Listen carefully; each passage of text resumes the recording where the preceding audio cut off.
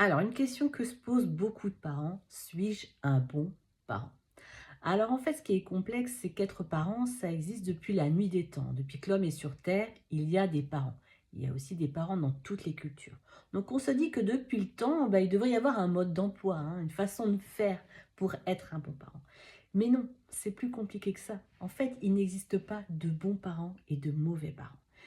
On fait tous de son mieux, on fait tous comme on peut. Ce qui est important, c'est de toujours se poser la question de pourquoi on fait les choses avant de se poser la question comment je fais les choses. Voilà, c'est ce qui est essentiel, c'est déjà de se poser des questions.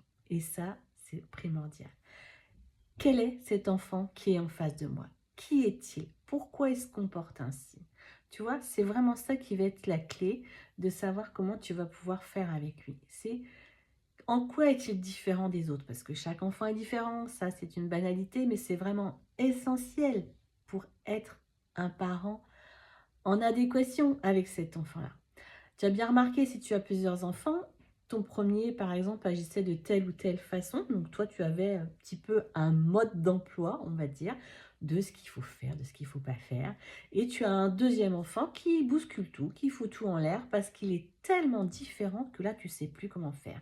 Et c'est vraiment flagrant. C'est que un parent pareil, un parent qui fait de la même façon va avoir un enfant totalement différent. Et c'est ce qui est à la fois magnifique, merveilleux, magique et à la fois tellement effrayant, tellement déstabilisant et qui peut un petit peu rendre les parents complètement démunis face à cet enfant. Donc voilà, l'essentiel, c'est déjà tu te poses des questions. Tu vas pas forcément trouver toutes les réponses parce qu'il y a beaucoup d'informations. Les informations sont parfois contradictoires. Donc, il ne faut pas hésiter à ce moment-là, si tu te sens démuni, parce que moi, je dis toujours aux parents, si tout va bien pour vous, si tout se passe bien, vous n'avez pas besoin d'accompagnement. Voilà, l'accompagnement, c'est pour les personnes, les parents qui se sentent démunis, qui n'en peuvent plus, qui ne savent plus comment faire.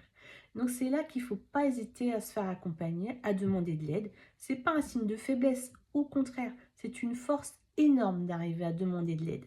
Et vraiment, j'insiste là-dessus. C'est pas du tout se dire qu'on a baissé les bras, bien au contraire. Demander de l'aide, chercher une main tendue, c'est ce qui est le plus important quand on se sent pas bien. Voilà, n'hésite pas, si tu as des commentaires ou des questions que tu voudrais que j'aborde, je suis là pour toi. À bientôt.